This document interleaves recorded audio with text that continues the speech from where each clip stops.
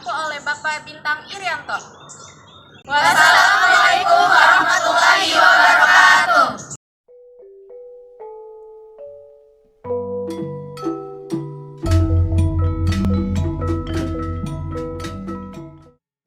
Cirebon merupakan salah satu kota yang berasal dari Provinsi Jawa Barat. Pada awalnya, Cirebon berasal dari kata Sarumban. Namun lama-kelamaan, Cirebon berkembang menjadi sebuah desa yang ramai yang kemudian diberi nama Caruban. Caru, dalam bahasa Jawa artinya bersatu padu. Diberi nama demikian karena di sana bercampur para pendatang dari beraneka bangsa. Di antaranya adalah suku Jawa, suku Sunda, Tionghoa, dan unsur-unsur budaya dari bangsa Arab. Kemudian, pelafalan kata Caruban berubah lagi menjadi Carbon dan kemudian berubah lagi menjadi Cirebon. Selain karena faktor penamaan tempat penyebutan kata Cirebon, juga dikarenakan sejak awal mata pencaharian, sebagian besar masyarakat adalah nelayan.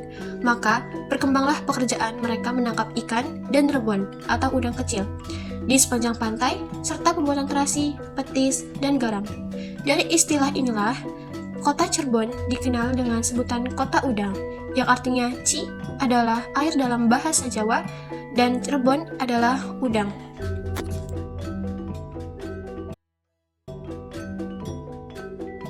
Keraton Kasepuhan adalah bangunan yang dahulu bernama Keraton Pangkuwati, yang pernah menjadi pusat pemerintahan Kesultanan Cirebon.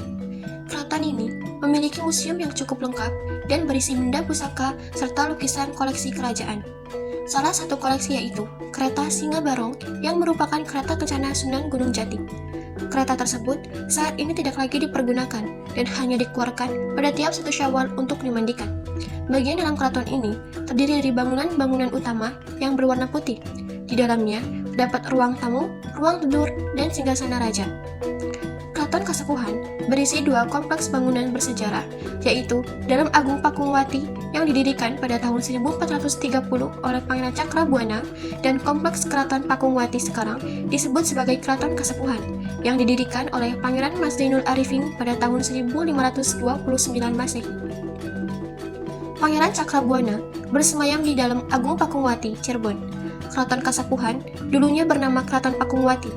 Sebutan Pakungwati berasal dari nama Ratu Dewi Pakungwati, binti Pangeran Cakrabuana yang menikah dengan Sunan Gunung Jati.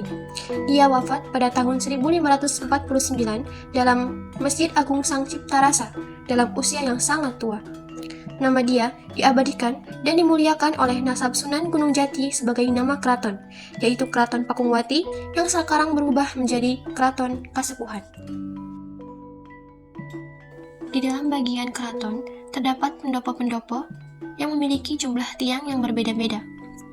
Ada pendopo yang berjumlah tiang 2 yang didasarkan dengan kalimat syahadat yang terdiri dari 2 kalimat syahadat. Ada juga pendopo yang memiliki jumlah tiang 5 dan 6 yang didasarkan dengan rukun iman dan rukun Islam. Di dalam Keraton Kasepuhan terdapat museum yang memiliki barang-barang peninggalan bersejarah dan barang-barang antik lainnya. Barang-barang di sana diawetkan dan dirawat dengan baik. Salah satunya adalah peninggalan keris-keris dan pedang-pedang pada zaman dahulu yang digunakan untuk melawan para penjajah dari Belanda. Senjata-senjata tersebut atau keris-keris tersebut diawetkan dengan cara dibersihkan menggunakan air sumur Kemandungan atau prosesi air yang dikeramatkan dari 7 sumur yang dipercayakan. Kemudian dimandikan dengan air kembang 7 rupa dan dilapisi dengan air jeruk nipis untuk menghilangkan karat. Kemudian dimasukkan kembali ke dalam air kembang, air kelapa, kemudian dibelas dengan air. Setelah itu, keringkan hingga mengering dan dibersihkan memakai singer. Singer bertujuan untuk menghilangkan karat pada senjata-senjata atau keris-keris yang terdahulu. Penggunaan jeruk nipis pada proses pembersihan keris berguna untuk menghilangkan karat. Jeruk nipis sering digunakan sebagai bahan pembersih alami yang efektif untuk menghilangkan karat atau kotoran pada benda-benda logam. Sifat asam dari jeruk nipis membantu melarutkan karat dan menjadikan permukaan logam menjadi bersih. Sedangkan singer digunakan juga sebagai bahan buatan untuk membersihkan karat. Sealer merupakan bahan pembersih khusus yang digunakan untuk membersihkan karat pada logam. Proses pembersihan dengan singer membantu mengembalikan kilau dan kebersihan pada benda-benda logam. Karena minyak singer memiliki larutan asam yang berguna untuk meluruhkan karat pada keris-keris.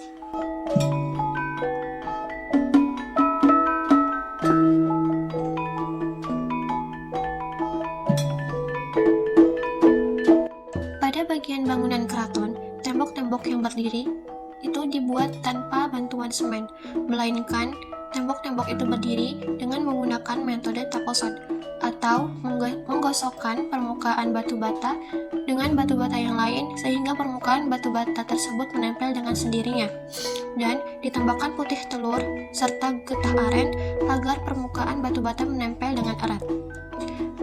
Cara membersihkan atau merawat tembok-tembok dan dinding-dinding keraton yaitu dengan menggunakan pelaburan atau dicat menggunakan cat alami yang dibuat dari tanah liat, serta rutin diawetkan atau dikenal dengan istilah bacem.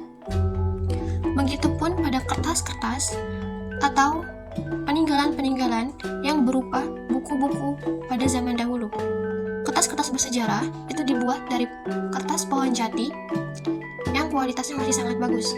Cara merawatnya adalah hanya dengan dibersihkan dari debu-debu dan diawasi dengan temperatur suhu dari penyimpanan yang akurat, sehingga kertas-kertas tersebut tidak dimakan oleh rayap atau oleh masak.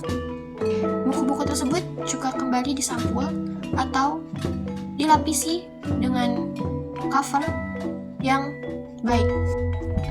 Pohon jati atau biasa disebut dengan Technoca grandis memiliki kandungan senyawa alami yang membuat kertas sejarah yang dibuat darinya tetap awet dan tahan lama.